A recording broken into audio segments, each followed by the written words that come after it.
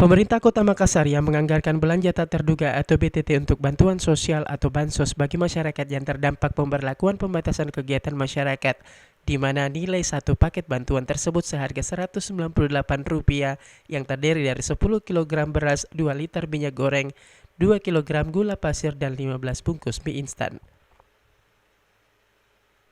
Wali Kota Makassar Muhammad Ramdan Pomanto mengatakan bansos untuk masyarakat yang terdampak PPKM akan segera disalurkan.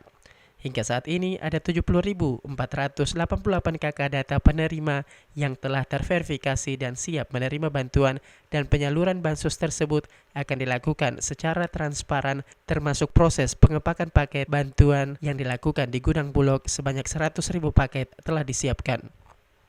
Liter minyak, 2 kilo gula pasir, dan 15 bungkus mie. Kenapa dipilih itu?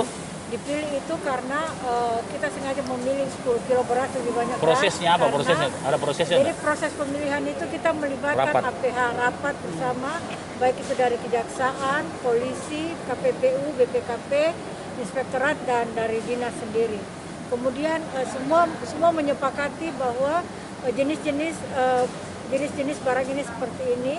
Kenapa beras lebih banyak? Karena kita beranggapan bahwa beras itu merupakan makanan pokok, seperti itu. Yang pertama adalah saya sudah menyampaikan ke seluruh pemerintah Kota Makassar, mulai dari bansos, Makassar Recover, semua pembelian, terutama dalam BTT, ya, saya harapkan itu semua harus transparan.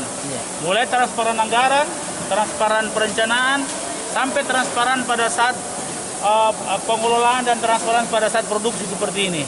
Supaya teman-teman tahu urutannya, teman-teman tahu jumlahnya, teman-teman tahu di mana diambil.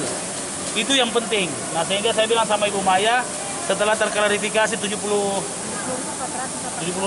Ya. 70.400 ya, masih ada 30.000 yang belum terverifikasi.